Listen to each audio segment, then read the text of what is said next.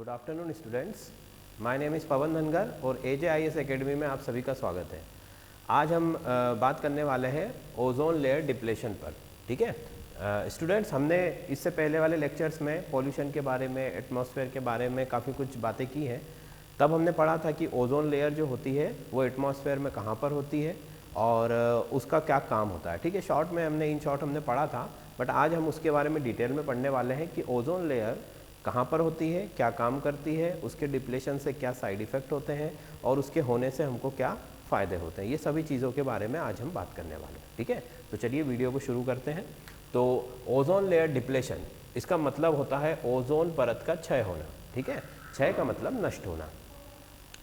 That means कि ozone layer जो है हमारी, हमें पता है कि ओजोन लेयर जो है हमारी अर्थ के चारों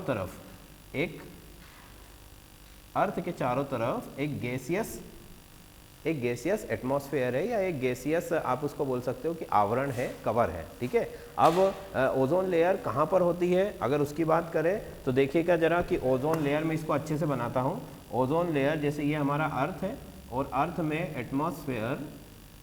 एटमॉस्फेयर के कौन से हिस्से में होती है, देखिए जरा पर, एटमॉस्फेयर में स्ट्रेटोस्फियर, ठीक है, समतापमंडल में होती है। ओजोन लेयर जो होती है कहाँ पर होती है, समतापमंडल में, और 20 से 25 किलोमीटर इसकी जो होती है थिकनेस होती है, मतलब इतने एरिया में ये पाई जाती है।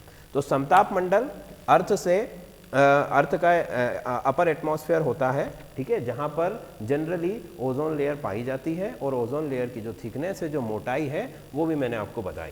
ठीक, समताप मंडल का एक और मतलब होता है कि यहाँ पर ताप जो होता है वो हमेशा कैसा होता है, समान होता है, इक्वल होता है। ये तो खैर हम एटमॉस्फेयर वाले लेक्चर में काफ़ी कुछ इसके बारे में बात कर चुके हैं। ठीक है, तो बट यहाँ पर इसको थोड़ा सा मैं बताना चाहूँगा कि जो समताप मंडल है, ठीक है, ओजोन लेयर का जो कंटिन्यूसली जो ओजोन लेयर हमारी बनी हुई है उसमें भी उस टेम्परेचर का बहुत ज़्यादा रोल है। क्योंकि अगर टेम्परेचर में वेरिएशन होते, ठीक है, टेम्परेचर फ्लक्चुएट होता या बदलता रहता तो ओजोन लेयर के फॉर्मेशन में और उसके जो थिकनेस है उसमें भी काफ़ी अंतर आता। बट यहाँ पर ओजोन लेयर हमेशा, जो हमारी जो ओजोन लेयर है वो बनी हुई है, ठीक है, काफ़ी सालों से। तो क्यों बनी हुई है, क्योंकि वहाँ का टेम्परेचर जो है वो फिक्स है, इसलिए ओजोन लेयर की जो ओजोन लेयर है उसको ज़्यादा नुकसान नहीं होता है। ठीक है, चलिए फिर आगे हम बात करें कि ओजोन लेयर का फॉर्मेशन कैसे होता है। तो स्टूडेंट, सबसे पहले आप ये देखिए कि ओजोन लेयर का फॉर्मूला जो है वो O3 होता है। ठीक है, O3 मीन्स यहाँ पर ऑक्सीजन के 3 एटम से मिलकर के हमारा एक ओजोन का मॉलिक्यूल बना होता है। ठीक है, 3 एटम ऑक्सीजन के और एक मॉलिक्यूल ओजोन का। ओजोन जो है नेचर से पॉइजनस गैस है, मतलब विषैली जहरीली गैस होती है। ठीक है, अगर ओजोन लेयर या ओजोन गैस को हम इनहेल कर लेते हैं, मतलब ब्रीथ कर लेते हैं, सांस उसकी अगर हमारे अंदर चली जाती है तो हमारी मौत भी हो सकती है, मृत्यु भी हो सकती है। ठीक, फिर एक क्वेश्चन ये है कि भाई अगर ओजोन इतनी पॉइजनस गैस है तो वो हम पर बैड इफेक्ट क्यों नहीं डाल रही है, क्योंकि वो भी तो एटमॉस्फेयर में अवेलेबल है। तो स्टूडेंट्स, ओजोन लेयर जो एटमॉस्फेयर में बहुत ऊपर है, upper layer of atmosphere, stratosphere में, ठीक है, जो कि हमारे काम का नहीं होता है। मतलब कि हम जहाँ पर रहते हैं वो एटमॉस्फेयर जो है उसके अंदर ओजोन गैस नहीं है, उसके अंदर केवल वही गैसें हैं जो हमारे लिए यूज़फुल है या जो हमारे लिए ज़्यादा हार्मफुल नहीं है, जैसे नाइट्रोजन, ऑक्सीजन, कार्बन डाइऑक्साइड और वगैरह वगैरह। ठीक है, बट ओजोन लेयर जो, ओजोन गैस जो है वो बहुत ऊंचाई पर होती है और इसीलिए वहाँ से हमको वो उसका पॉइजनस इफेक्ट जो है वो हमारे ऊपर नहीं पड़ पाता है और लिविंग ऑर्गेनिज्म जो है उस पर उसका कोई भी जो है बैड इफेक्ट नहीं होता है। ठीक है, ओजोन लेयर नेचर से तो पॉइजनस है बट हमारे लिए बड़े काम की है। कैसे काम की है कि भाई ये क्या कर रही है, ओजोन लेयर क्या करती है, सबको पता है, हम बचपन से पढ़ते आ रहे हैं कि ओजोन लेयर जो होती है वो अल्ट्रा वायलेट रेस को एब्जॉर्ब कर लेती है, हानिकारक पराबैंगनी किरणों को क्या कर लेती है, एब्जॉर्ब कर लेती है। देखिए, सन से 3 तरह की रेज निकलती है, पहली होती है इंफ्रारेड, विजुअल और आपकी अल्ट्रा वायलेट। तो अल्ट्रा वायलेट रेज जो होती है, पराबैंगनी किरणें जो होती है, वो हमारे लिए बहुत ज़्यादा हार्मफुल होती है, उसके बैड इफेक्ट के बारे में भी हम आगे पढ़ेंगे। तो उनको एब्जॉर्ब करना, या यूं कहें कि उन्हीं की वजह से ओजोन बनती है, मतलब उन हार्मफुल रेस को ओजोन यूज़ कर लेती है, मतलब ऑक्सीजन यूज़ कर लेती है ओजोन के फॉर्मेशन में, और इस तरह से उन रेस को ओजोन बनाने के लिए यूज़ कर लिया जाता है और उनका जो बैड इफेक्ट है वो चला जाता है। फिर वो जो ओजोन लेयर है वो क्या करने वाली है, ओजोन लेयर क्या करने वाली है कि जो अल्ट्रावायलेट रेस आ रही है सन से उनको वो स्पेस में इस तरह से रिफ्लेक्ट कर देती है, उनको स्पेस में यहाँ से भेज देती वापस। तो बहुत ही कम अमाउंट, ठीक है, अल्ट्रावायलेट रेस का बहुत ही लो अमाउंट है जो कि अर्थ पर आ पाता है, बाकी का मैक्सिमम अमाउंट जो होता है अल्ट्रावायलेट रेस का वो स्पेस में जो है वापस ट्रांसफर कर दिया जाता है ड्यू टू ओजोन लेयर, ठीक है। तो ओजोन लेयर का मेन काम यही होता है। आगे चले तो फॉर्मेशन ऑफ ओजोन, ओजोन बनती कैसे है, ठीक है, मतलब एटमॉस्फेयर में ओजोन गैस का फॉर्मेशन कैसे होता है। अभी लैब में भी हम ओजोन गैस बना सकते हैं, बट अभी हम बात करने वाले हैं कि एटमॉस्फेयर में ओजोन गैस का फॉर्मेशन कैसे होने वाला है। तो देखिए हमने कहा था कि ओजोन क्या है, ओजोन O3 है, मतलब कि ऑक्सीजन के 2 मॉलिक्यूल और ओजोन का 1 मॉलिक्यूल। अब बनती कैसे है, आप देखोगे कि ऑक्सीजन फर्स्ट क्या करती है, यूवी रेस को एब्जॉर्ब करती है। ऑक्सीजन जो है वो यूवी रेस को एब्जॉर्ब करने वाली है, और जैसे ही वो उसको एब्जॉर्ब करती है तो वो क्या करने वाली है, वो ऑक्सीजन का मॉलिक्यूल जो होता है उसको ब्रेक डाउन कर देती है, उसको तोड़ देती है, ठीक है। मतलब ओजोन आपका जो अल्ट्रावायलेट रेज है उसका हार्मफुल इफेक्ट आपको वहीं पर दिख रहा है कि अगर मान लो वो हम तक पहुंच जाती तो क्या करने वाली थी, वो हमारे जो टिश्यूज़ है, हमारी जो सेल्स है, या जो हमारे आपके प्रोटीन, कार्बोहाइड्रेट्स वगैरह जो भी है उनको क्या करने वाली है, अल्ट्रावायलेट रेस तो ब्रेक डाउन कर देगी, तोड़ देगी। बट अभी क्या हो रहा है कि जैसे ही ऑक्सीजन को ओजोन ने क्या किया, ब्रेक डाउन किया, तोड़ा, तो आप देखोगे कि O2 से यहाँ पर O+O मतलब ऑक्सीजन के 2 एटम यहाँ पर फॉर्म हो गए। अब आप देखोगे कि ऑक्सीजन, अब ये जो 2 एटम है इनमें से प्रत्येक एटम मतलब ईच एटम जो होता है वो किसी दूसरी ऑक्सीजन के O2 से रिएक्ट करके और क्या फॉर्म कर लेता है, O3 फॉर्म कर लेता है। मतलब ओजोन जो बन रही है, ओजोन बन रही है, ऑक्सीजन का पहले ब्रेकडाउन होगा जिससे कि ऑक्सीजन 2 एटम्स में डिवाइड हो जाएगी, और उनमें से फिर एक एटम जो है ऑक्सीजन के मॉलिक्यूल, अच्छा देखिए मॉलिक्यूल और एटम आप जानते हैं क्या होता है, मॉलिक्यूल्स का मतलब O2 और एटम का मतलब है O, जिसमें सिंगल एटम है वो एटम, और जिसमें एटम जो है, जैसे मान लीजिए ऑक्सीजन के मॉलिक्यूल में 2 एटम है, ठीक है, कभी कभी होता है कि 2 से ज़्यादा भी हो सकते हैं, तो एटम आपस में कंबाइन होकर के मॉलिक्यूल्स बनाते हैं, और एटम जो है वो इंडिविजुअल यूनिट होता है। तो एटम का मतलब O और मॉलिक्यूल का मतलब O2। फिर आप देखोगे कि ये O3 का फॉर्मेशन इस तरह से यहाँ पर हमने कर लिया है, ठीक। तो ये तो फॉर्मेशन हुई, बात हुई कि यहाँ पर जो ओजोन लेयर बन रही है, जो ओजोन गैस बन रही है वो किस तरह से बन रही है, ठीक। अब अगर लैब में आपको ओजोन बनानी है, ठीक है, चूंकि अब बात ओजोन की निकली है इसलिए मैं आपको ये भी बताता हूँ कि लैब में ओजोन किस तरह से बनाई जाती है, ठीक है। तो लैब में ओजोन बनाने के लिए हम ब्रोडीज ओजोनाइजर का यूज करते हैं, ठीक है।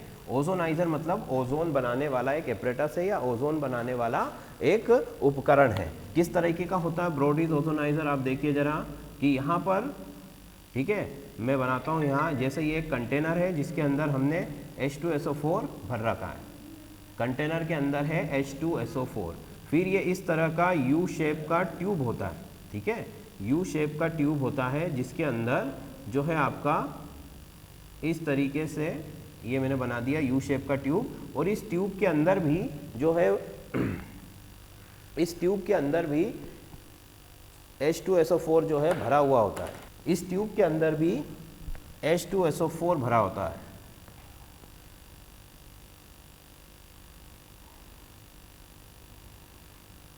ठीक है। इस तरह से यहाँ पर ये इलेक्ट्रोड लगा हुआ है, और इस ट्यूब के अंदर जो है यहाँ पर भी पूरा का पूरा जो है H2SO4 जो है भरा हुआ है, ठीक है, ये इस तरीके से। अब यहाँ से इसमें इनलेट के लिए एक छोटा सा वॉल्व होता है, और एक इलेक्ट्रोड आपने लगाया यहाँ पर और एक इलेक्ट्रोड लगा हुआ है यहाँ पर। इन दोनों इलेक्ट्रोड पर जब हम वोल्टेज अप्लाई करते हैं, ठीक है, फिर से बताता हूँ मैं कि एक कंटेनर है, फाइन, कंटेनर के अंदर एक U शेप का एक ग्लास का एपरेटस है, U शेप की एक कांच की नली है, और उस नली के अंदर भी H2SO4 फिल है, भरा हुआ है, और नली के बाहर भी क्या भरा हुआ है, H2SO4 भरा हुआ है, फाइन। अब क्या हो रहा है कि एक इलेक्ट्रोड तो हमने उस U शेप की नली के अंदर लगाया, और दूसरा इलेक्ट्रोड जो है हमने उस बीकर में लगाया या उस ग्लास के बर्तन में लगाया, ठीक, और उन दोनों इलेक्ट्रोड में जब आप हाई वोल्टेज इलेक्ट्रिसिटी फ्लो करते हो, मतलब विद्युत धारा को प्रवाहित किया जाता है, देन क्या होता है, और यहां से कंटिन्यूअसली हम क्या कर रहे हैं, O2 को फ्लो कर रहे हैं, ठीक है, O2 को यहां से हम फ्लो कर रहे हैं और विद्युत धारा को प्रभावित कर रहे हैं, जिसकी वजह से O2 जब इस वाल्व से निकलती है तो वो किस में कन्वर्ट हो जाती है, O3, ठीक है। मतलब कि लैब में भी जो ओजोन है वो बनेगी किससे, ऑक्सीजन से ही बनेगी ऑब्वियसली, क्योंकि ऑक्सीजन ही उसका क्या है, सोर्स है, तो ऑक्सीजन से ही हमको बनाना है। बट कंडीशंस जो है हमने क्या लगाई है कि हाई वोल्टेज लगाया है और H2SO4 की यहाँ पर प्रेजेंस है, जो कि एक तरह का इलेक्ट्रोलाइट होता है, एक विद्युत अपघट्य की तरह यहाँ पर काम करता है, ठीक है। तो वो फाइनली ऑक्सीजन को किस में कन्वर्ट कर देता है, O3 में। मतलब जो काम एटमॉस्फेयर में यूवी रेस कर रही थी वो काम यहाँ पर कौन कर रहा है, यहाँ पर वो आपका इलेक्ट्रिक करंट कर रहा है, हाई वोल्टेज इलेक्ट्रिक करंट, ठीक। अच्छा, तो इस तरह से ये जो गैस है लैब के अंदर हम प्रिपेयर कर सकते हैं, लैब के अंदर हम बना सकते हैं। और ये जो ओजोन यहाँ से निकल रही है जो गैस, इसमें 20 to 25% ओजोन होती है, ठीक है। एक सीमेन ओजोनाइजर भी आता है, उसमें 10 to 15% ओजोन बनती है, बट यहाँ पर जो है वो 20 to 25% ओजोन गैस का फॉर्मेशन होता है, इसलिए ये सीमेन ओजोनाइजर की कंपेयर में ज़्यादा यूज़ होता है, ठीक है। तो ये तो हमने लैब में बना ली। अच्छा, फिर एक और तरीका होता है ओजोन गैस फॉर्मेशन का, कि जब लाइटनिंग होती है एटमॉस्फेयर के अंदर, बिजली चमकती है, तब वहाँ पर भी हाई वोल्टेज की वजह से ऑक्सीजन जो है वो किस में कन्वर्ट हो जाती है, ओजोन गैस में। जैसा यहाँ पर हो रहा है सेम टू सेम एटमॉस्फेयर में भी होता है, ठीक है। बट ऑब्वियसली क्या है कि लाइटनिंग हमेशा तो नहीं होगी भाई, बारिश का जब मौसम आएगा या कोई थंडर आएगा, तूफान आएगा, तभी लाइटनिंग होगी, ठीक है। तो इसलिए ओजोन का जो सोर्स है, या ओजोन के लिए हमको एक ऐसी रिएक्शन चाहिए थी जो हमेशा जिससे ओजोन फॉर्मेशन होती रहे, इसीलिए ओजोन की जो रिएक्शन हमने यहाँ शो की है वो कौन सी की है, यूवी रेज वाली, फाइन। अदरवाइज इलेक्ट्रिक करंट से भी ओजोन बन सकती है, लैब में भी बना सकते हैं, एटमॉस्फेयर में भी फॉर्म होती है, फाइन। बेसिकली क्या होता है कि इलेक्ट्रिसिटी जो होती है एटमॉस्फेयर में, जो आपका लाइटनिंग होती है, उससे कई तरह की गैसेस बनती है, उसी में से ओजोन भी एक गैस होती है, ठीक है। अब आगे चले तो ओजोन बना ली। अब ओजोन क्या होती है, ओजोन जाकर के डिपॉजिट होती है कहाँ पर, अपर एटमॉस्फेयर में, मतलब कि ऊपरी वायुमंडल में जाकर के वो एक लेयर बना लेती है, एक तरह का कवर कर लेती है पूरी अर्थ को, और उसी को हम बोलते हैं कि ओजोन लेयर है, फाइन। चलो, फिर ओजोन लेयर की जो थिकनेस है, मतलब हम कहते हैं ना कि ओजोन लेयर जो है CFC के कारण जो है वो पतली होने लगी है, ओजोन लेयर जो है वो क्लोरोफ्लोरोकार्बन की वजह से उसकी मोटाई कम होने लगी या उसमें होल होने लगे हैं। तो वो जो थिकनेस है उसको मेजर करने का जो यूनिट होता है वो होता है डॉप्सन यूनिट, जिसको DU से शो किया जाता है, ठीक है। Thickness of ozone layer is measured by Dobson unit, मतलब कि DU, फाइन। अगला देखो तो अब ओजोन लेयर, अब हम मेन पॉइंट पर आते हैं हमारे कि ओजोन लेयर डिप्लेशन क्या है और क्यों होता है। अभी तक हमने जो बात की वो ओजोन के बारे में की कि ओजोन ऐसे बनती है, या इस तरह से वो उसका थिकनेस हम मेज़र किया करते हैं, या फिर ओजोन जो है हमारे अपर एटमॉस्फेयर में होती है, ये सब चीज़ें हमने पढ़ ली। अब ओजोन लेयर में डिप्लेशन, मतलब ओजोन लेयर में क्षय, या ओजोन लेयर की जो मोटाई है वो कम क्यों हो रही है, उसका मुख्य कारण क्या है, और पहले तो वो होता क्या है, ठीक है। तो देखो, जैसे ओजोन लेयर है ये हमारी, हमने कहा कि भाई 20 से 25 किलोमीटर तक ये क्या है, मोटी है, मतलब 20 से 25 किलोमीटर के जो एरिया है उसके अंदर अपर एटमॉस्फेयर में ओजोन लेयर है। अब उसी को हम उसकी थिकनेस बोलते हैं। अब जैसे जैसे ओजोन लेयर कहीं कहीं पर क्या हो रही है, जैसे हमारा साउथ जो पोल्स होते हैं, जैसे अंटार्कटिका जो पोल है, ठीक है, वहाँ पर ओजोन लेयर की जो ये ओजोन लेयर की जो मोटाई है ये कम होती रही, कम होने लगी, बहुत ज़्यादा कम हो गई, ठीक है, जिसकी वजह से अल्ट्रावायलेट रेज जो है यहाँ से अंदर क्या हो रही है, आने लगी है, क्योंकि ओजोन लेयर जैसे ही उसकी थिकनेस कम होगी अल्ट्रावायलेट रेस अंदर आ जाएंगी, ठीक है। अब जैसे ही अल्ट्रावायलेट रेस अंदर आ रही है तो वो हार्मफुल इफेक्ट क्रिएट करेंगी। तो अब ये ओजोन लेयर की थिकनेस का कम होना, इसी को बोला जाता है ओजोन लेयर डिप्लेशन, मतलब ओजोन परत की मोटाई कम होना या बहुत ज़्यादा पतली हो जाना, जैसे कि उसमें होल हो गया है, तो उसी को हम बोलते हैं कि ओजोन परत का जो है वो क्षय हो रहा है, ओजोन लेयर जो है वो नष्ट हो रही है, ठीक है, इसी को बोला जाता है ओजोन लेयर डिप्लेशन। अब होल का मतलब ये नहीं है कि बिल्कुल जैसे कहीं किसी दूसरे ऑब्जेक्ट में हम होल करते हैं कि बिल्कुल आर पार जाने के लिए कोई रास्ता बन गया है। होल का मतलब है कि वहाँ की जो थिकनेस है वो बहुत ज़्यादा कम हो चुकी, लाइट हो चुकी, ठीक। तो इसी को बोला जाता है ओजोन लेयर डिप्लेशन। अब होता क्यों है, reasons, what is the reason, ठीक है। तो ये भी हमने शुरू की क्लासेस में भी पढ़ा था कि ओजोन लेयर डिप्लेशन का जो मेन रीजन है, मेन कारण है, वो क्या होता है, क्लोरोफ्लोरोकार्बन।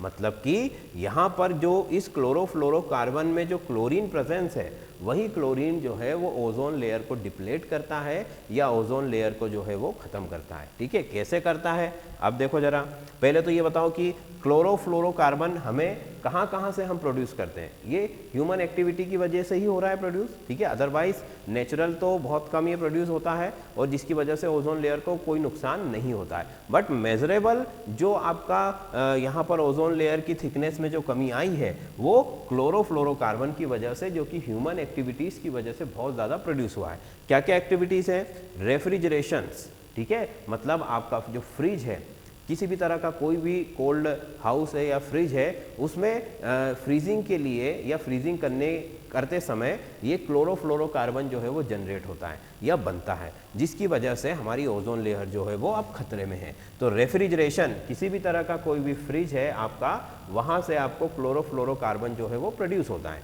दूसरा एसी, ठीक है, एसी में भी क्या होता है, कूलिंग होती है। दैट मीन्स कि कूलिंग के जितने भी एपरेटस है, एसी है, ठीक है, आपका फ्रिज है तो या कोल्ड स्टोरेज है, इन सभी में क्लोरोफ्लोरोकार्बन जो होता है वो प्रोड्यूस होता है, जो कि बहुत ज़्यादा हार्मफुल होता है। और हम देखेंगे कि जो आपका आधुनिक समय है आज का, वर्तमान में प्रेजेंट टाइम में आपका इन चीज़ों का बहुत ज़्यादा यूज़ हो रहा है। हर घर में फ्रीजर होता है, ठीक है, शॉप्स में बड़े बड़े रेफ्रिजरेटर्स होते हैं, फिर उसके बाद में ऑफिसेज में एसीज होते हैं, ठीक है, फिर बस में एसी होते हैं, कार में एसी होते हैं, अब तो मतलब ट्रैक्टर में भी एसी केबिन आने लगे हैं। तो इस तरह से हर जगह एसी और फ्रिज का यूज़ बहुत ही नॉर्मल है, जिसकी वजह से क्लोरोफ्लोरोकार्बन का बहुत ज़्यादा प्रोडक्शन होता है और वो हमारे एटमॉस्फेयर के लिए, हमारी ओजोन लेयर के लिए बहुत ज़्यादा हार्मफुल होता है। तो ये मेन रीज़न है, वो मतलब मेन सोर्स है क्लोरोफ्लोरोकार्बन का। फिर दूसरा सोर्स क्या है, शेविंग क्रीम। शेविंग क्रीम के जो प्रोडक्शन में भी यहाँ पर क्लोरोफ्लोरोकार्बन जो है वो जनरेट होता है, जो शेविंग क्रीम हम यूज़ करते हैं। उसके बाद में आपके जो फायर एपरेटस है, मतलब कि जो आग बुझाने वाले यंत्र होते हैं, आग बुझाने वाले मंत्र इन द सेंस कि जो आपके होते नहीं लाल कलर के सिलेंडर टाइप जो दीवारों में या कहीं पर भी आपने देखे होंगे लटके हुए होते हैं, उनमें कार्बन डाइऑक्साइड गैस होती है, तो वहाँ पर भी जो है क्लोरोफ्लोरोकार्बन उससे भी जनरेट होता है। तो रेफ्रिजरेटर, एसी, शेविंग क्रीम और फायर, यहाँ पर इन तीनों चीज़ों से जो है, चारों चीज़ों से जो है वो क्लोरोफ्लोरोकार्बन जनरेट होता है। फाइन।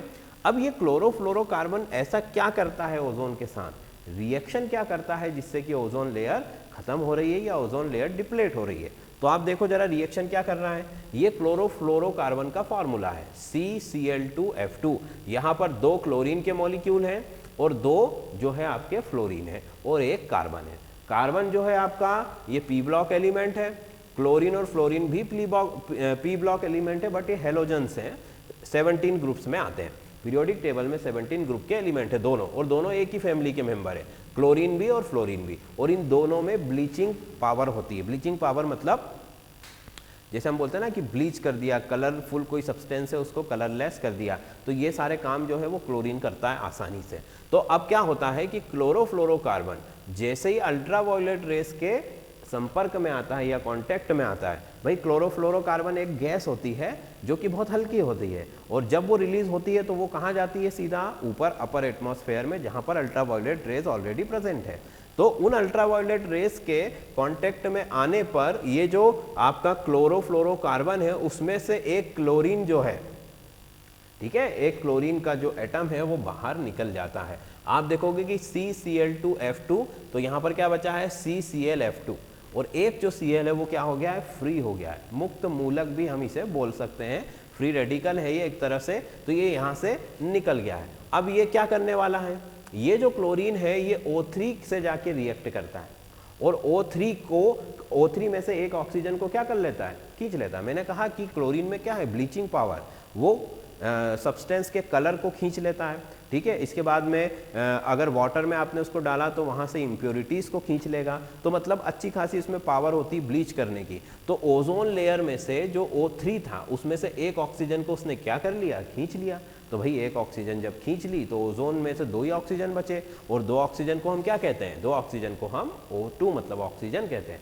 मतलब कि अब ओजोन ओजोन नहीं रही, ओजोन का एक ऑक्सीजन का जो एटम है वो क्लोरीन के साथ अटैच हो चुका है और ऑक्सीजन का मॉलिक्यूल बचा है सिर्फ। मतलब कि ओजोन लेयर क्या होने लगी है, डिप्लेट होने लगी है। तो ऑब्वियसली जितना ज़्यादा क्लोरोफ्लोरोकार्बन आप बनाओगे उतना ज़्यादा क्लोरीन जो है एटमॉस्फेयर में ऊपर जाएगा, और जितना ज़्यादा क्लोरीन ऊपर जाएगा उतनी ही ज़्यादा वो ओजोन को ब्लीच कर देगा, मतलब ओजोन में से ऑक्सीजन एटम निकाल लेगा और ऑक्सीजन में उसको कन्वर्ट कर देगा। इसी को हम कहते हैं कि ओजोन लेयर का डिप्लेशन हो रहा है, ओजोन लेयर का क्षय हो रहा है, ठीक। तो क्लोरोफ्लोरोकार्बन मेन रीजन है ओजोन लेयर डिप्लेशन के लिए, और वो कैसे काम करता है ये भी मैंने आपको बताया। फाइन। अच्छा, फिर इसके अलावा भाई ये तो मेन कारण है ही सही, इसके साथ तो होता ही है, बट इसके अलावा कौन कौन से कारण हैं जिसकी वजह से हमारी ओजोन लेयर जो है वो घट रही है या उसकी मोटाई कम हो रही है। तो उसका कारण देखिए, अगला कारण है इसका नाइट्रोजिनियस फर्टिलाइजर्स, नाइट्रोजन युक्त उर्वरक, ठीक है। मतलब कि आजकल हमें पता है कि एग्रीकल्चर में, खेतों में हम क्या यूज़ करते हैं, नाइट्रोजीनियस फर्टिलाइजर्स, मतलब केमिकल्स डालते हैं, ठीक है। ऑर्गेनिक जो एग्रीकल्चर है वो तो बहुत पुरानी चीज़ हो चुका है, हालांकि लोग अब उसकी तरफ जा रहे हैं वापस, क्योंकि उनको भी दिख रहा है कि ये जो सब चीज़ें हैं ये लॉन्ग टर्म के लिए बहुत हार्मफुल होती है। ऑब्वियसली प्रोडक्शन इंप्रूव करती हैं, बट साथ में बैड इफेक्ट या साइड इफेक्ट भी हैं इनके। तो नाइट्रोजन फर्टिलाइजर्स जो है नाइट्रोजीनियस कंपाउंड्स हैं, जब इनका यूज़ किया जाता है तो एटमॉस्फेयर में नाइट्रोजन के कई सारे कंपाउंड्स रिलीज होते हैं, उनमें से एक होता है नाइट्रोजन ऑक्साइड, ठीक है, NO। और ये नाइट्रोजन ऑक्साइड भी वही काम करता है जो कि आपका क्लोरोफ्लोरोकार्बन कर रहा है। फाइन। इसी वजह से ये भी एक मेन कॉज है या मेन कारण है ओजोन परत में क्षय होने का या ओजोन लेयर में डिप्लेशन का, क्योंकि जितना ज़्यादा नाइट्रोजन फर्टिलाइज़र यूज़ करोगे या उसकी प्रोडक्शन भी करना पड़ेगी फैक्ट्रीज़ में, तब भी आपका NO फॉर्म होगा, और इसका यूज़ करोगे तब भी आपका NO फॉर्म होगा। और हमें पता है कि नाइट्रोजन फर्टिलाइज़र तो कितना ज़्यादा यूज़ होता है, हर देश में, हर कंट्री में, हर शहर में, हर गांव में यूज़ होता है, ठीक है। तो इवन छोटी छोटी जो जिनको जहाँ पर हम कोई दूसरी चीज़ें नहीं पहुँच पाई अभी तक, वहाँ पर भी नाइट्रोजन फर्टिलाइज़र्स होते ही है, क्योंकि एग्रीकल्चर तो सभी जगह होता है, ठीक है। तो नाइट्रोजन फर्टिलाइज़र बहुत ही ज़्यादा अमाउंट में यूज़ हो रहा है, और इसीलिए ये NO मतलब नाइट्रोजन का ऑक्साइड बनाता है, और ये नाइट्रोजन का ऑक्साइड जो है ये ओजोन लेयर को डिप्लेट करता है, ठीक है। अब गवर्नमेंट ट्राई करती है कि भाई ज़्यादा से ज़्यादा जो है लोग ऑर्गेनिक एग्रीकल्चर की तरफ मूव करें, ठीक है, बट ये थोड़ा होने में टाइम लगता है। हमें पता है कि हर चीज़ को जो है रन करने में टाइम लगता है, और इसीलिए लोग धीरे धीरे इस तरफ आएंगे, और जब ऐसा होगा तब यहाँ पर जो है हमारी ओजोन लेयर का डिप्लेशन भी रुक सकता है। फाइन। चलो, फिर अगला जो रीज़न है न्यूक्लियर टेस्ट या न्यूक्लियर ब्लास्ट। हमें पता है कि सेकेंड वर्ल्ड वॉर जब अमेरिका ने जापान के ऊपर जो है न्यूक्लियर ब्लास्ट किया था, उसके बाद से ही एक न्यूक्लियर जो वर्ल्ड शुरू हो गया, या न्यूक्लियर आप यूँ कहें कि एक न्यूक्लियर एरा शुरू हो गई, जिसमें कि लोग या मतलब कंट्रीज़ जो है एक दूसरे से होड़ में लग गए कि कौन ज़्यादा अच्छा और बड़ा न्यूक्लियर बॉम्ब बनाता है, ठीक है। तो उसी दौड़ में, उसी जगह पर हर देश हर साल, ठीक है, सैकड़ों जो है न्यूक्लियर टेस्ट करता है, और आज भी हो रहे हैं, ठीक है। अब तो खैर बहुत कम हो चुके हैं, अब तो जो नए नए देश जिन्होंने अभी अभी बनाया है न्यूक्लियर बॉम्ब वही लोग कर रहे हैं। बाकी ऑलमोस्ट जो बड़ी बड़ी कंट्रीज़ हैं जिनके पास न्यूक्लियर बॉम्ब है वो न्यूक्लियर टेस्ट अब नहीं करते हैं, क्योंकि वो भी उन्होंने एक एग्रीमेंट किया था जिसके तहत ऐसा हुआ था। तो न्यूक्लियर टेस्ट की वजह से क्या होता है, न्यूक्लियर टेस्ट से निकलता है हार्मफुल रेडिएशन, हमें पता है, और बहुत ज़्यादा हीट। तो वो हीट और वो हार्मफुल रेडिएशन जो होता है वो भी ओजोन लेयर को डिस्ट्रॉय कर देता है, ठीक है, ओजोन लेयर को ख़त्म करने का काम करेगा। तो जितने ज़्यादा न्यूक्लियर टेस्ट हुए उतने ज़्यादा जो है वहाँ पर ओजोन लेयर में डिप्लेशन शुरू हुआ, और ये भी एक मेन रीज़न है ओजोन लेयर में डिप्लेशन का। अब न्यूक्लियर टेस्ट अगर मान लो कि इस समय न्यूक्लियर वॉर हो जाए या परमाणु बम से कंट्री से एक दूसरे पर ब्लास्ट करना शुरू कर दें, ठीक है, मतलब विशेषज्ञों का ऐसा मानना है कि अगर कोई भी एटम बम अब फटता है, ठीक है, दुनिया में, क्योंकि जो टेस्टिंग होती है वो तो एक कंट्रोल इन्वायरमेंट होता है, बट अगर हमें किसी पर अटैक करना है तो फिर तो हम चाहेंगे ना कि ज़्यादा से ज़्यादा उसे डैमेज हो, मतलब कि फुल पावर के साथ हम उस पर क्या करने वाले हैं, अटैक करने वाले हैं। अभी जो टेस्टिंग का मतलब क्या होता है कि कंट्रोल इन्वायरमेंट में एक स्पेसिफिक जगह को टारगेट करके ही वो टेस्ट किया जाता है। तो जब उससे ही इतना हार्मफुल है, हमारी ओजोन लेयर को इतना हार्म होता है, तो आप सोचिए कि जब अनकंट्रोल्ड होगा, मतलब जबकि दो देशों के बीच में लड़ाई छिड़ी हुई है और वहाँ पर अगर कोई एटम बम डालता है तो वो तो यही चाहेगा कि ये पूरी तरह से क्या हो जाए, डिस्ट्रॉय हो जाए, खत्म हो जाए।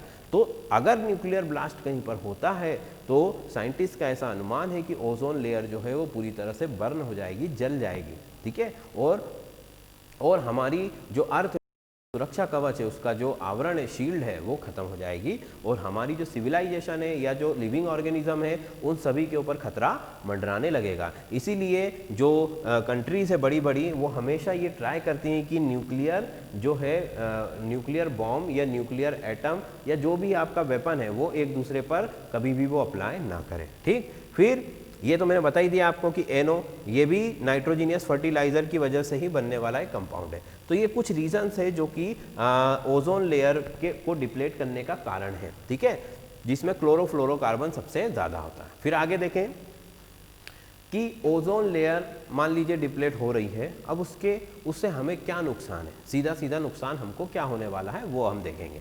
तो इफेक्ट में हम चलते हैं, तो आप देखिए कि ओजोन लेयर में अगर डिप्लेशन होता है तो क्या होगा, इट कैन डिस्ट्रॉय प्लांट्स, पेड़ पौधों को नष्ट कर देगी। कौन नष्ट कर देगी, अल्ट्रावायलेट रेस। भाई ओजोन लेयर अगर खत्म होती है आपकी तो क्या होगा कि अल्ट्रावायलेट रेस अंदर आ जाएंगी। अल्ट्रावायलेट रेस अंदर आ जाएंगी तो क्या होगा कि वो प्लांट्स में जो हाइड्रोकार्बन्स होते हैं, भाई प्लांट्स क्या है, प्लांट्स बेसिकली हाइड्रोकार्बन है, हम सभी लोग हाइड्रोकार्बन से ही बने हुए हैं। तो प्लांट्स के जो हाइड्रोकार्बन है उनके बॉन्ड्स को वो ब्रेक डाउन कर देती है, उनको तोड़ देती है।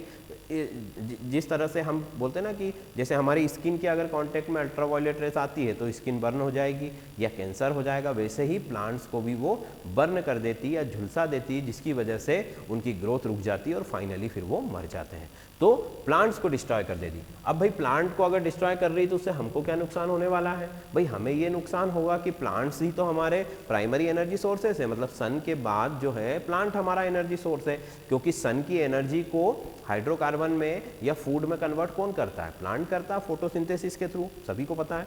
तो अगर प्लांट उस एनर्जी को कन्वर्ट नहीं करेगा तो उसे हम लोग इनटेक नहीं कर सकते। हम लोग खाते क्या हैं, या तो हम वेज खाते हैं या नॉन वेज खाते हैं। अगर वेज खाएंगे तो वो तो डायरेक्ट प्लांट से ही आएगा, अगर नॉन वेज भी आप खा रहे हो तो आप किसे खा रहे हो कि भाई जो एनिमल प्लांट को खाता है उसे आप खा रहे हो, फाइन। मतलब कि इनडायरेक्टली हो या डायरेक्टली हो, प्लांट से ही हम अपना फूड जो है वो गेन कर रहे हैं। और इसीलिए प्लांट अगर खत्म हो जाएंगे, पेड़ पौधे अगर नष्ट हो जाएंगे तो हमारा जीना भी संभव नहीं है, ठीक। प्लांट्स तो बहुत सारे काम करते हैं, ऑक्सीजन की सप्लाई बनाए रखते हैं, एटमॉस्फेयर का टेम्परेचर कंट्रोल करते हैं, और सबसे जो ज़रूरी है वो हमारा फूड, वो भी हमको वही देते हैं। अगर वो नहीं होंगे तो ये सारी चीज़ें रुक जाने वाली हैं, और अगर ये रुक गई, इनमें से कोई एक भी अगर साइकिल रुक गया तो हमारा जो है जीना मुश्किल हो सकता है। अगला देखो, इट कॉजेज कैंसर, ठीक है। अगर अल्ट्रावायलेट रेस अंदर आ रही हैं, ठीक है, कहीं से भी, अगर अर्थ पर कहीं पर भी ओजोन लेयर में जो है वो होल हो गया है या उसकी थिकनेस कम हो गई तो अल्ट्रावायलेट रेज अंदर आ जाएंगी, और अगर वो किसी ह्यूमन बीइंग के ऊपर या उसकी स्किन के ऊपर पड़ती हैं, ठीक है, तो वहाँ पर वो क्या बना सकती है, कैंसर का कारण बन सकती है। वहाँ पर उसको स्किन कैंसर या स्किन डैमेज की प्रॉब्लम हो सकती है। तो ये बहुत ही मेजर प्रॉब्लम है। हालांकि ऐसा अभी नहीं हुआ है, क्योंकि ओजोन लेयर की जो थिकनेस है वो केवल हमारे जो आर्कटिक है या अंटार्कटिक है, मतलब पोल साइड में ही कम हुई है, तो वहाँ पर ज़्यादा ह्यूमन बींग्स की पॉपुलेशन नहीं है, इसलिए इसका इतना ज़्यादा इफेक्ट हमको देखने को नहीं मिलता है। बट फिर भी अगर इसके कांटेक्ट में कोई आता है तो उसको क्या हो जाएगा, उसको कैंसर हो सकता है, उसको स्किन की प्रॉब्लम्स हो सकती है। दूसरा कि कॉर्निया डिसीजेज, मतलब हमें पता है कि हमारी आँखों में कॉर्निया होता है, और अगर अल्ट्रावायलेट रेस के कांटेक्ट में हम आते हैं या हमारी आंखों में अल्ट्रावायलेट रेस जाती है तो वो हमारे कार्निया को क्या कर सकती है, जला सकती है। हमारी आंख की पुतली, जिसको अगर हिंदी में हम बोले तो आंख की पुतली को क्या कर सकती है, वो जला सकती है। कॉर्निया अगर जल गया तो क्या हो जाएगा, कॉर्निया अगर जल गया तो आप ब्लाइंडनेस का या उससे रिलेटेड जैसे धुंधलापन होना आंखों में या फिर टोटली ब्लाइंडनेस हो जाना, इस तरह की चीज़ों का को आप फेस आपको करना पड़ेगा। फाइन। तो कॉर्निया डिसीजेस या ब्लाइंडनेस, ये दोनों तरह की प्रॉब्लम्स हो सकती है अगर अल्ट्रा, और ऐसा नहीं कि सिर्फ ह्यूमन बीइंग में, एनिमल्स में भी हो सकती है। ठीक है, अगर एनिमल्स में आंखों में अगर अल्ट्रावायलेट रेस पड़ती है, पराबैंगनी किरणें जाती हैं, तो वो भी अंधे हो सकते हैं, उनको भी ब्लाइंडनेस का प्रॉब्लम हो सकता है। ठीक, अब आप देखेंगे कि अंटार्कटिका में मैंने बताया आपको कि ओजोन का जो होल है, ओजोन लेयर की जो परत है, उसमें जो कमी आई है वो कहाँ पर आई है, अंटार्कटिका में आई है। फाइन। आगे देखेंगे इम्यून सिस्टम में जो फंक्शंस है उनको डिस्टर्ब कर रही है। इम्यून सिस्टम क्या होता है? इम्यून सिस्टम जो होता है वो एक तरीके का हमारा प्रतिरक्षा तंत्र होता है। ठीक है, जैसे कि हमने कहा ना कि ओजोन लेयर हमारी रक्षा कर रही है, वैसे ही हमारी बॉडी में कुछ एंटीबॉडीज होती हैं जो डिजीज से या बैक्टीरिया वायरस से हमें प्रोटेक्ट करती है, हमारी रक्षा करती है। ठीक है, अब अगर अल्ट्रावायलेट रेस हमारी बॉडी के अंदर आ जाती है तो वो उस इम्यून सिस्टम को क्या करने वाली है, पूरी तरह से डिस्ट्रॉय करने वाली है, गड़बड़ करने वाली है। ठीक है, तो जिससे क्या होगा कि मान लो आप किसी तरह अल्ट्रावायलेट रेस ने आपको डायरेक्ट हार्म नहीं किया, आपने मतलब उसने आपके इम्यून सिस्टम को डिस्टर्ब कर दिया, तो फाइनली क्या होने वाला है फिर कि जैसे ही कोई भी डिजीज या कोई भी वायरस आपके कांटेक्ट में आएगा, आप तुरंत बीमार पड़ जाओगे। क्यों? क्योंकि अगर इम्यून सिस्टम वीक होगा, उसके फंक्शंस प्रॉपरली वर्क नहीं करेंगे, तो आप बीमारियों से नहीं लड़ पाओगे, आप बीमारियों से लड़ने में सक्षम नहीं होगे। और अगर बीमारियों से आप लड़कर अपने आप को नहीं बचाओगे तो आप बीमार पड़ जाओगे, जिससे फिर कई तरह की प्रॉब्लम्स क्रिएट होंगी, मतलब डायरेक्ट हो या इनडायरेक्ट हो, अल्ट्रावायलेट रेस आपको नुकसान पहुंचाने वाली है। फिर देखेंगे कि म्यूटेशन तक कर सकती है। पराबैंगनी किरणें उत्परिवर्तन का कारण भी बन सकती है। अब ये उत्परिवर्तन क्या होता है, इधर देखो जरा, हमें पता है कि हमारे पास क्या होती है, कोशिका है ना, ये हमारी कोशिका है। इस कोशिका के अंदर, सेल के अंदर न्यूक्लियस है, और न्यूक्लियस के अंदर हमारा डीएनए है, जो कि जेनेटिक मटेरियल है आपका।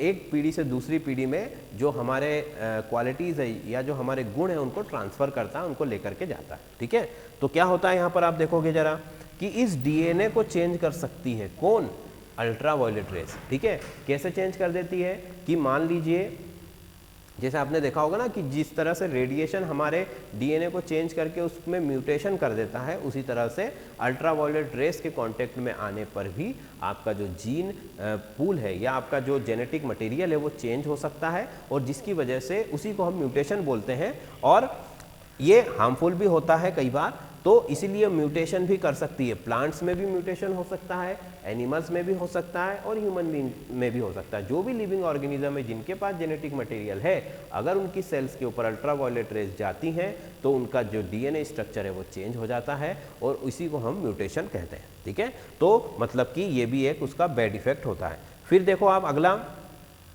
कि फोटोसिंथेसिस को कम करती है।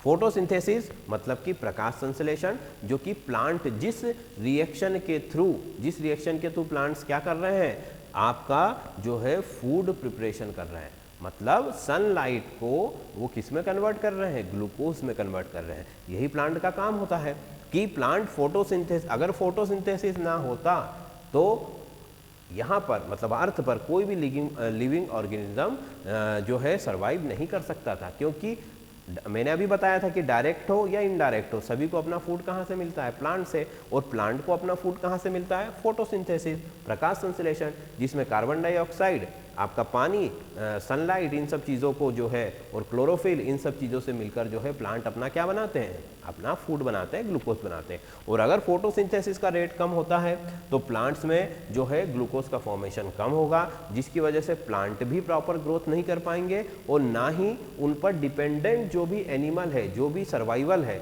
वो भी उनकी भी अच्छे से ग्रोथ नहीं हो पाएगी। इस तरह से पूरी की पूरी जो फूड चेन है, जो भोजन की श्रृंखला है, वो ऊपर से नीचे तक पूरा डिस्टर्ब हो जाएगी, पूरी तरह से बर्बाद हो जाएगी। तो इसीलिए फोटोसिंथेसिस को भी इफेक्ट करता है अल्ट्रावायलेट रेडिएशन, और इसलिए बहुत हार्मफुल है।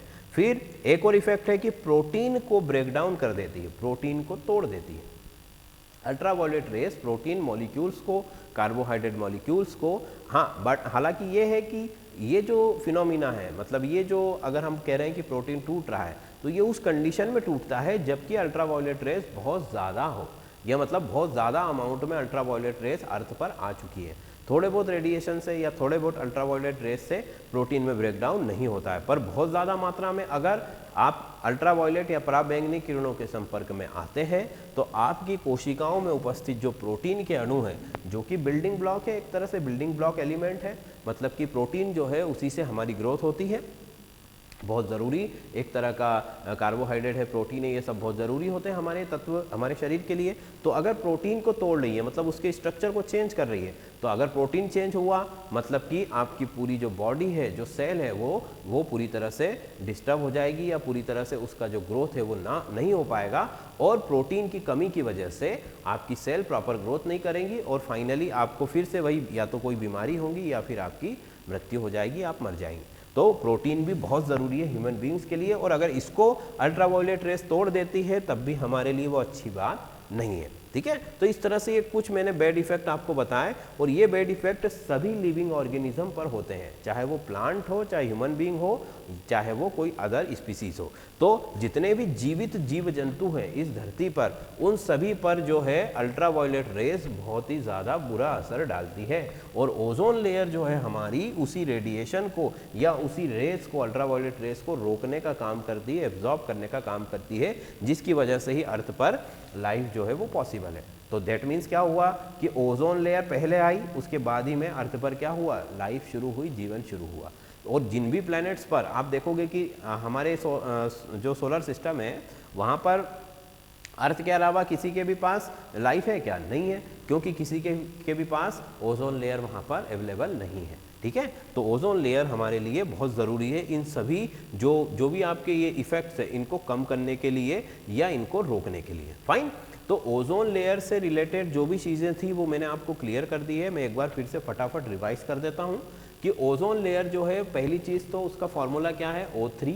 दूसरा कि ये पॉइजनस गैस है, अपने आप में ये कैसी गैस है, पॉइजनस, बट ये हमारे लिए हार्मफुल नहीं है क्योंकि ये एटमॉस्फेयर में बहुत ऊपर होती है। एटमॉस्फेयर में स्ट्रेटोस्फेयर में होती है, समताप मंडल में होती है, जहाँ से ना तो वो नीचे आ रही है वहाँ से और ना ही हम वहाँ जा रहे हैं। ठीक है, इसकी वजह से जो है ये हमें हार्म नहीं करती है, ठीक, उल्टा ये हमें प्रोटेक्ट करती है। फिर स्ट्रेटोस्फेयर में है 20 से 25 किलोमीटर की ऊंचाई पर है, मतलब उसकी थिकनेस है। फाइन, फिर फॉर्मेशन ऑफ ओजोन कैसे होता है, तो जब ऑक्सीजन जो है हमारी अल्ट्रावायलेट रेस के कांटेक्ट में आती है तो वो O+O मतलब दोनों एटम्स में डिवाइड हो जाती है, टूट जाती है, ब्रेक डाउन हो जाती है, और फिर उनमें से एक एटम वापस ऑक्सीजन से रिएक्शन करके क्या बना लेता है, O3 बना लेता है, और इस तरह से ओजोन का जो है वो प्रिपरेशन या फॉर्मेशन होता है। ओजोन को हम लैब में भी बना सकते हैं, बताया था मैंने कि ब्रोडीज ओजोनाइजर, ठीक है, इसकी मदद से हम ओजोन लेयर को बना सकते हैं। ठीक है, अब आप देखोगे कि थिकनेस, ओजोन लेयर की जो थिकनेस है उसको हम डॉप्सन यूनिट में मेज़र करते हैं, जिसे DU से शो करते हैं। जैसे लेंथ को हम मीटर में मेज़र करते हैं, लिक्विड को हम लीटर में मेज़र करते हैं, या वेट को हम केजी में मेज़र करते हैं, वैसे ही इसकी थिकनेस को हम डॉप्सन यूनिट में मेज़र करते हैं। फिर लेयर किसकी वजह से डिप्लेट हो रही है, ओजोन परत किसकी वजह से नष्ट हो रही है, तो उसमें सबसे पहला नाम आता है CFC, क्लोरोफ्लोरोकार्बन, जो कि रेफ्रिजरेशन, AC, शेविंग क्रीम और जो आग बुझाने वाले यंत्र होते हैं उनमें यूज होता है। ठीक, कैसे काम करता है, क्लोरोफ्लोरोकार्बन अल्ट्रावायलेट रेट से रिएक्शन करके एक क्लोरीन का एटम रिलीज करता है, वो क्लोरीन का एटम ओजोन से रिएक्शन करके उसमें से एक ऑक्सीजन निकाल लेता है, जिसकी वजह से आपकी सिर्फ O2 बचती है। ठीक है, और इस तरह से ओजोन लेयर को वो नष्ट कर देता है। क्योंकि ये बहुत हल्की गैस है, इसलिए जैसे ये रिलीज होती है तो सीधी कहाँ जाती है, एटमॉस्फेयर में ऊपर चली जाती है। ठीक है, फिर आगे देखेंगे और दूसरा क्या रीजन था, नाइट्रोजीनियस फर्टिलाइजर, जो कि NO प्रोड्यूस करते हैं, मतलब कि NO बनाते हैं, जिसकी वजह से भी ओजोन लेयर में डिप्लेशन देखा गया है। फिर न्यूक्लियर ब्लास्ट या न्यूक्लियर टेस्ट, परमाणु विस्फोट करना या परमाणु किसी पर हमला करना, कहीं किसी भी वजह से अगर परमाणु बम फटता है तो वहाँ पर भी ओजोन लेयर जो है बर्न होती है रेडिएशन की वजह से और हीट की वजह से। फिर एक और रीज़न है कि जो एयरक्राफ्ट होते हैं जब वो ओजोन लेयर के बीच से निकल कर जाते हैं, सुपरसोनिक जिनको अगर होते हैं तो उनसे भी ओजोन लेयर में डिप्लेशन देखा गया है। ठीक है भाई, देखो जैसे कोई भी रॉकेट हम छोड़ते हैं नीचे से तो सैटेलाइट को लेकर वो ऊपर जाता है। ये हमारी जैसे अर्थ है, यहाँ से आपने कोई रॉकेट जो है इस तरीके से छोड़ा ऊपर, है ना, और वो ओजोन लेयर है, ये हमारी ओजोन लेयर है। तो अब ये ओजोन लेयर तो पूरी अर्थ को घेरे हुआ चारों तरफ से, है ना, तो ये रॉकेट जब अगर इसको स्पेस में जाना है यहाँ पर, तो इसको ओजोन लेयर क्रॉस करके ही जाना पड़ेगा।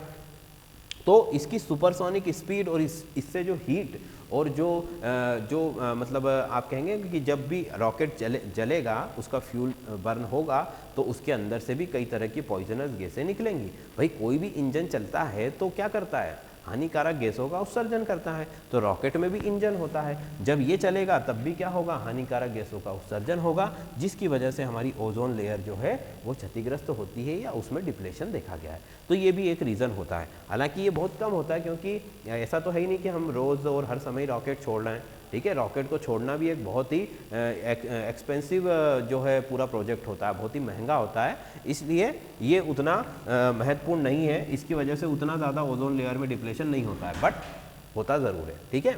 फिर आगे देखें तो इफेक्ट्स क्या होते हैं भाई। इट कैन डिस्ट्रॉय प्लांट्स, अगर अल्ट्रावायलेट रेस अंदर आती है तो वो पेड़ पौधों को नष्ट कर सकती है, ठीक है। इट कॉजेस कैंसर, ये हमारी त्वचा में या जीव जंतुओं की त्वचा में त्वचा को भी नष्ट कर सकती है या उसमें कैंसर का कारण बन सकती है, ठीक है। फिर कॉर्निया डिसीजेज या ब्लाइंडनेस, अगर आंखों में पड़ जाए तो आंखों की पुतली मतलब कॉर्निया को जला सकती है या फिर परमानेंट आपको ब्लाइंड भी कर सकती है, ठीक है। फिर ओजोन होल जो है कहाँ पर देखा गया है, अंटार्कटिका में। अंटार्कटिका कहाँ है, हमारी जो अर्थ है उसके नॉर्थ पोल में, मतलब उत्तरी ध्रुव पर, ठीक है। यहाँ पर अंटार्कटिका है, तो यहाँ पर ध्रुवों के ऊपर जो है ओजोन लेयर बहुत ही कम होने लगी है, मतलब उसकी जो परत है बहुत ही पतली होने लगी है।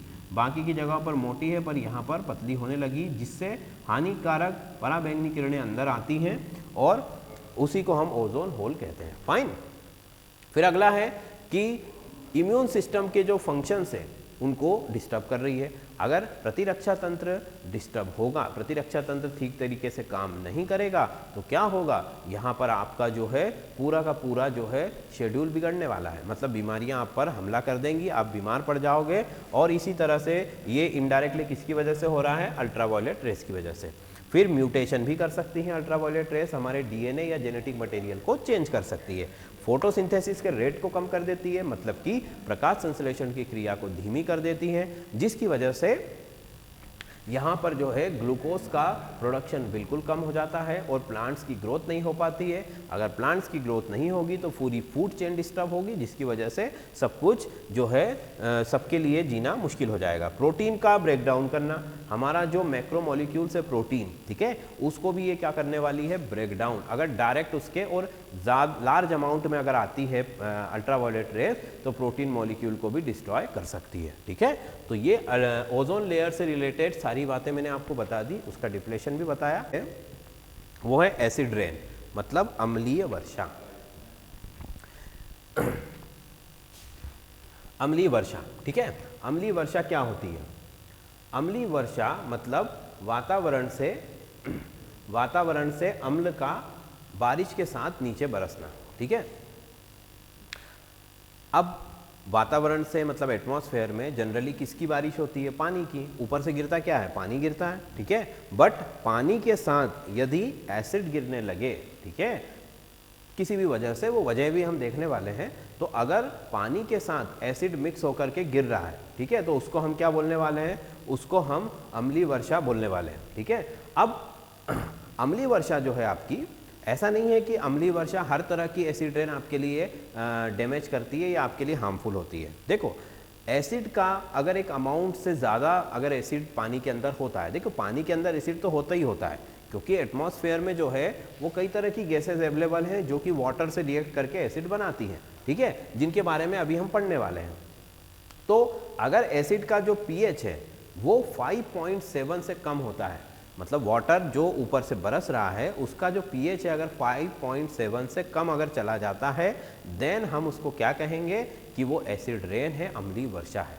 क्यों कहेंगे उसको अम्लीय वर्षा, क्योंकि उससे फिर हमें डैमेज होने लगा है, उससे हमें नुकसान पहुंचने लगा है। भाई जैसे मान लीजिए नॉर्मली अगर एसिड ऊपर से रेन से थोड़ा बहुत एसिड जो है आ रहा है, और अगर उससे हमें कोई डैमेज नहीं हो रहा है, भाई हमारा लिविंग ऑर्गेनिज्म को कोई डैमेज नहीं है, हमारी बिल्डिंग्स, हमारे स्टैच्यूज़ वगैरह जो भी हैं उनको कोई डैमेज नहीं हो रहा है, एक्वेटिक लाइफ डिस्टर्ब नहीं हो रही है, जो जीव जंतु हैं समुद्र में रहने वाले मतलब उनको कोई फर्क नहीं पड़ने वाला है, तो उसे हम एसिड रेन नहीं कहेंगे। एसिड रेन हम किसे कहेंगे? जिससे हमें नुकसान हो रहा है, ठीक है। तो नुकसान कब होगा?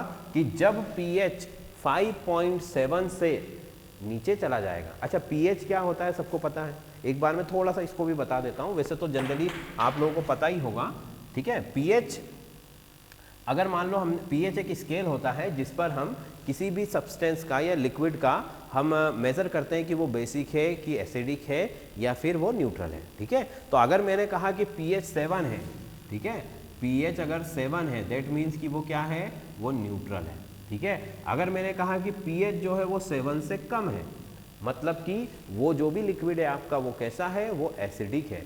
और जितना ज़्यादा पीएच कम होगा मतलब कि वो जो सब्सटेंस है, वो जो लिक्विड है, वो जो कंपाउंड है, वो उतना ही ज़्यादा एसिडिक होगा, ठीक है। मतलब कि अगर मैंने कहा कि पीएच 1 है, मतलब कि ये बहुत ज़्यादा एसिडिक चीज़ है आपके पास जो भी है, ठीक है। अगर उसका पीएच 1 है बहुत ज़्यादा एसिडिक है, अगर उसका pH 2 है तो फिर वो थोड़ा सा कम हो गया है, फिर अगर 3 है तो और कम हो गया है। इस तरह से जब वो 7 पर आ जाएगा तो वो न्यूट्रल हो जाएगा। फिर न्यूट्रल के बाद वो किस में चेंज होने लगता है? बेसिक में, है ना। मतलब 7 से अगर ऊपर जाता है pH, मैंने कहा कि किसी का pH 8 है, दैट मीन्स कि वो क्या है? वो जो है आपका बेसिक चीज़ है, मतलब बेसिक मटेरियल है, ठीक। अगर जितना ज़्यादा बेस आपका pH वैल्यू बढ़ेगा उतना ज़्यादा वो बेसिक होता जाएगा। जैसे मैंने कहा कि अगर pH वैल्यू 10 है मतलब वो इनफ अमाउंट में बेसिक है, 11 है तो और ज़्यादा है, और कम होगा मतलब कि बेसिसिटी कम हो रही है, और अगर pH 7 से कम होता है तो एसिडिटी बढ़ती है, ठीक है। तो ये स्केल जो होता है ये 14 तक का होता है, ठीक है। 7 पर न्यूट्रल, 7 से ऊपर एसिड का, और 7 से जो अबोव है, ठीक है, मतलब 7 से जो नीचे जा रहा है 8, 9, 10 वो जो है वो बेस के लिए होता है। तो अगर मैंने कहा कि pH 5.7 है मतलब कि इससे कम अगर pH हो जाता है देन वो जो एसिड होता है वो हमारे लिए हार्मफुल होने लगता है, ठीक है। भाई एसिड तो हमारी बॉडी के अंदर भी होता है, हालांकि ये बात और है कि उसके प्रोटेक्शन के लिए भी हमारी बॉडी ने बहुत सारे जो है वो रिक्रूटमेंट कर रखे हैं, इंतजाम कर रखे हैं, जैसे कि म्यूकस का लेयर होता है जो कि एसिड से हमें प्रोटेक्ट करता है। बट एसिड पानी में नॉर्मली ऊपर से आता है, ठीक है, बट वो इतना कम होता है कि उससे हमें कोई फर्क नहीं पड़ता है। बट अगर उसका pH मतलब अगर 5.7 से ज़्यादा pH हो रहा है, किसका? रेनी वाटर का, ठीक है, बारिश के पानी का, देन हम उसको कहेंगे कि ये जो है अब क्या हो रही है? एसिड रेन हो रही है, ठीक, क्योंकि उससे हमें नुकसान होने लगता है। अब आप देखो जरा कि नेचुरली प्राकृतिक रूप से बारिश के पानी में अम्ल ऊपर से गिरता है, ठीक है। कैसे गिरता है आप देखो जरा कि हमारे पास एटमॉस्फेयर में क्या है? Carbon dioxide. कार्बन डाइऑक्साइड पानी से क्रिया करती है, पानी से तो क्या बनाती है? कार्बोनिक एसिड, जो कि एक अम्ल है, और वही पानी में से, भाई एटमॉस्फेयर में तो कार्बन डाइऑक्साइड हमेशा ही है और एटमॉस्फेयर में पानी भी है, तो पानी और कार्बन डाइऑक्साइड मिलकर क्या बनाने वाले हैं? वो बनाने वाले हैं आपका कार्बोनिक एसिड, ठीक है। और कार्बोनिक एसिड जो है लगातार ऊपर से पानी के साथ आता है नीचे, बट उसका pH जो है वो इस लिमिट से अगर ऊपर है, मतलब 5.7 से ऊपर है, मतलब 5.8 है या 6 है, तो हमें कोई उससे प्रॉब्लम नहीं है। अब ये pH कम कैसे होगा? कि अगर कार्बन डाइऑक्साइड बहुत ज़्यादा अमाउंट में है, ठीक है, देन वो वहाँ पर pH कम भी हो सकता है, क्योंकि पॉल्यूशन जैसे जैसे बढ़ेगा तो कार्बन डाइऑक्साइड बढ़ी रही है, और कार्बन डाइऑक्साइड बनने की वजह से जो है आपका pH का जो वैल्यू है वो कम हो जाएगा। दूसरा देखो कि एटमॉस्फेयर में नाइट्रोजन भी है, और नाइट्रोजन जो है वो ऑक्सीजन से रिएक्शन करके क्या बनाती है? नाइट्रस ऑक्साइड, मतलब नाइट्रोजन का ऑक्साइड। यही ऑक्साइड हमने देखा था कि ओजोन लेयर के डिप्लेशन में भी था, ठीक है, और ये यहाँ पर भी है, मतलब ये एसिड रेन के लिए भी रिस्पॉन्सिबल है और ओजोन लेयर को खत्म करने में, मतलब उसको डिप्लेट करने के लिए भी ये अपना काम करता है। बट अब नाइट्रोजन जो है ये तो एक तरह से इनर्ट गैस है, ये आसानी से किसी के साथ अभिक्रिया करती है क्या? किसी के साथ रिएक्शन आसानी से नहीं करेगी। बट ये कब करेगी रिएक्शन? जब टेम्परेचर बहुत ज़्यादा होगा, मतलब कंडीशंस आपको उसमें डालनी पड़ेगी। एटमॉस्फेयर के अंदर जब लाइटनिंग होती है, जब बिजली चमकती है, देन क्या होता है कि वातावरण का तापमान बहुत ज़्यादा हो जाता है, ठीक है, 3000 डिग्री सेंटीग्रेड। उस कंडीशन पर नाइट्रोजन ऑक्सीजन से क्रिया करके NO बनाती है, नाइट्रोजन ऑक्सीजन के साथ रिएक्शन करके क्या बनाती है, NO। और ये NO जो होता है ये किसके लिए रिस्पॉन्सिबल होता है, ये एसिड रेन के लिए रिस्पॉन्सिबल होता है, क्योंकि ये वाटर में डिजॉल्व होकर के कहाँ आने वाला है, नीचे आने वाला। ठीक, फिर आप देखोगे कि ये NO ऑक्सीजन से रिएक्शन अगेन करके NO2 भी बनाता है। जैसे कि आपने देखा था ना कि O2 प्लस O तो O3 बन रहा था, वैसे ही यहाँ पर NO प्लस O2 तो क्या बन रहा है, NO2, मतलब नाइट्रोजन डाइऑक्साइड। जैसे ये कार्बन डाइऑक्साइड है तो ये नाइट्रोजन डाइऑक्साइड, तो ये भी हार्मफुल होता है क्योंकि ये भी वाटर में डिसॉल्व होकर के एसिड फॉर्म करता है। फिर आप देखोगे कि सल्फर डाइऑक्साइड भी है। भाई सल्फर का भी जो है हमारे एटमॉस्फेयर में बहुत ज़्यादा जो है निकलती रहती है, एक्सक्रीशन हो रहा है। जैसे कि सल्फर डाइऑक्साइड प्लस H2O, तो सल्फर डाइऑक्साइड प्लस H2O मतलब सल्फ्यूरस एसिड। ठीक है, ये सल्फ्यूरिक एसिड नहीं है, सल्फ्यूरस। अगर ये सल्फ्यूरिक होता देन फिर ये एसिड रेन में नीचे आ जाएगा। तो ये कुछ रीजंस है जो नेचुरली यहाँ पर क्या बन रहा है, एसिड बन रहा है जो वाटर के साथ मिक्स होके ऊपर से आ रहा है। ठीक है, बट इससे हमें हार्म क्यों नहीं है, क्योंकि इसका जो pH है वो 5.7 से ऊपर है। अब आप देखो कि ह्यूमन एक्टिविटीज़ की वजह से यहाँ पर किस तरह से एसिड रेन के लिए हम जो है रिस्पॉन्सिबल है। तो आप देखो कि नाइट्रोजन डाइऑक्साइड वाटर के साथ रिएक्ट करके क्या बना रही है, नाइट्रस एसिड और नाइट्रिक एसिड, जो कि बहुत हार्मफुल है और एसिड रेन के लिए रिस्पॉन्सिबल होते हैं। ठीक है, तो ये कौन बना रहा है, NO2 बना रहा है। NO2 कहाँ से आ रहा है, ये ह्यूमन एक्टिविटीज़ की वजह से जनरेट हो रहा है। फिर SO2 भी वाटर के से रिएक्ट करके क्या बना रहा है, H2SO3, ये तो हमने ऊपर देख लिया। आप देखोगे कि SO3 अगेन वाटर के साथ रिएक्ट करके क्या बना रहा है, H2SO4, मतलब यहाँ पर भी एसिड बन रहा है। ये सल्फ्यूरिक एसिड है, ये सल्फ्यूरस एसिड, ये नाइट्रस एसिड, ये नाइट्रिक एसिड। ठीक है, यहाँ पर SO3 बन रहा है, जो भी क्या है, एक तरह से जब वाटर में मिक्स होता है तो यह भी एसिड का फॉर्म करता है, जो कि यहाँ नीचे लिखा हुआ है। ठीक है भाई, SO2 ऑक्सीजन से मिलकर SO3 बना रही है और SO3 पानी से मिलकर H2SO4 बना रहा है। ठीक है, ये SO3 और वाटर की इस रिएक्शन का यूज़ सल्फ्यूरिक एसिड की प्रिपरेशन में भी किया जाता है। ठीक है, जब इंडस्ट्रियल लेवल पर सल्फ्यूरिक एसिड बनाया जाता है तो जो चेंबर्स होते हैं उनके अंदर इसी रिएक्शन के थ्रू सल्फ्यूरिक एसिड बनता है। ठीक है, तो ये रिएक्शन एटमॉस्फेयर में हो रही है तो वहाँ पर भी सल्फ्यूरिक एसिड बन गया। फिर आप देखोगे कि इन्हीं सब वजहों से जो है एसिड का अमाउंट वाटर में बढ़ जाता है, जिसकी वजह से pH कम हो जाता है और फिर जब वो पानी नीचे आता है, ठीक है, एटमॉस्फेयर में, तो आपको हार्मफुल होता है आपके लिए। ह्यूमन बीइंग भाई जब बिल्डिंग्स को नुकसान पहुंचा रहा है जो कि नॉन लिविंग सब्सटेंस है, तो ऑब्वियसली है कि लिविंग सब्सटेंस को तो वो हार्म करना ही करना है। तो इसीलिए एसिड रेन जो है ये सभी के लिए हार्मफुल होती है, चाहे वो लिविंग हो चाहे नॉन लिविंग हो। अगर लिविंग्स में होगी तो कोरोजन क्रिएट करेगी, जैसे बिल्डिंग्स का कलर चेंज कर देना या उनको वीक करना, उनमें दरारें पड़ जाना। ठीक है, या फिर अगर लिविंग ऑर्गेनिज्म पर आएगी तो क्या करेगी, स्किन बर्न करेगी, स्किन डिसीजेस होंगी या फिर और भी दूसरी कई तरह की डिजीज हो सकती है। ठीक है, तो एसिड रेन जो है ये पानी के साथ अम्ल का गिरना, इसी को अम्लीय वर्षा कहते हैं। अब ये होती कहाँ पर है, ठीक है, ये ज़्यादातर ऐसी जगहों पर होती है जहाँ पर बहुत ज़्यादा पॉल्यूशन होता है। पॉल्यूशन कौन सा, एयर पॉल्यूशन।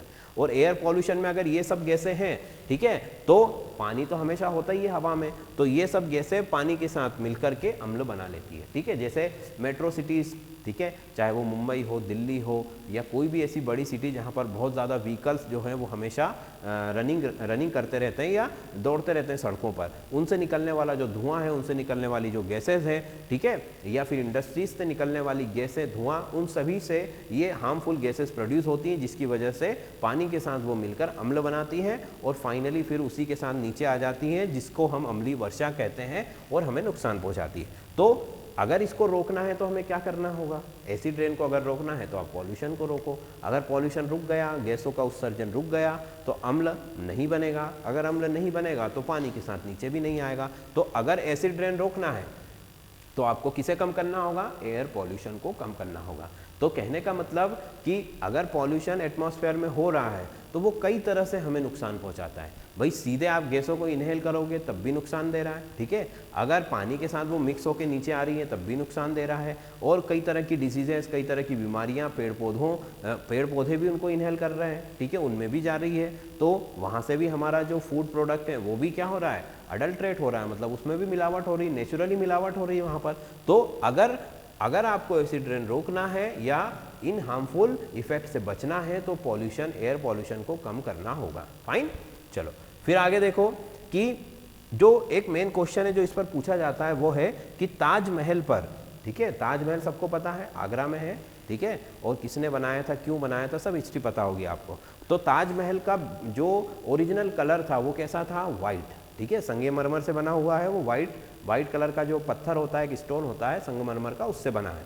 तो जब उस पर अम्लीय वर्षा हुई, क्योंकि ताजमहल भी के आसपास भी क्या है, बहुत ज़्यादा पॉल्यूशन है, जो जहाँ पर जिस सिटी में है वो उस सिटी में भी, और आसपास फिर दिल्ली हरियाणा सब लगे हुए हैं, तो वहाँ पर बहुत ज़्यादा जो है वायु प्रदूषण होता है, जिसकी वजह से ये सारी गैसें बनती है और पानी के साथ अम्ल बनाती है, और जब वो नीचे गिरता है तो फाइनली होता क्या है कि ताजमहल या कोई भी बिल्डिंग जो सब्सटेंस होता है वो किससे बना है, कैल्शियम कार्बोनेट से, ठीक है। और ये कैल्शियम कार्बोनेट जब उस अम्ल से रिएक्शन करता है जो पानी के साथ ऊपर से आ रहा है, तो वो क्या बना लेता है, मतलब कि जो उनका बेसिक स्केलेटल मटेरियल था वो धीरे धीरे क्या हो रहा है, कम हो रहा है। मतलब कैल्शियम कार्बोनेट किस में परिवर्तित हो रहा है, कैल्शियम सल्फेट में परिवर्तित हो रहा है, जो कि वाइट था वो कैसा हो गया है, वो येलो होने लगा है। इसीलिए ताजमहल का जो रंग है वो धीरे धीरे बदल करके क्या हो रहा है, पीला हो रहा है। क्यों, क्योंकि उस पर लगातार अम्लीय वर्षा हो रही है, और इसी वजह से जो कैल्शियम कार्बोनेट है वो कैल्शियम सल्फेट में बदल रहा है, जिसका कलर पीला होता है।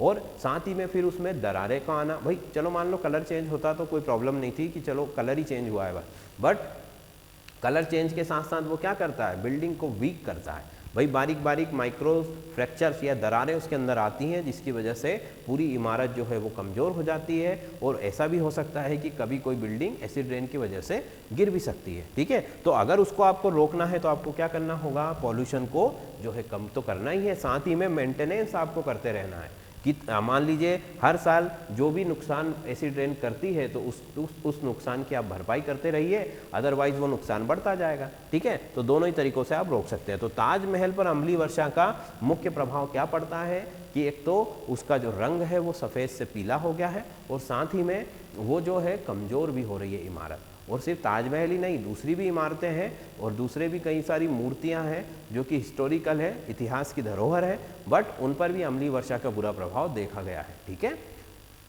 तो ये अम्लीय वर्षा से रिलेटेड भी हमने कुछ बातें कर ली। तो आज के जो दोनों टॉपिक थे हमारे, हमने लगभग पूरे कवर कर लिए हैं।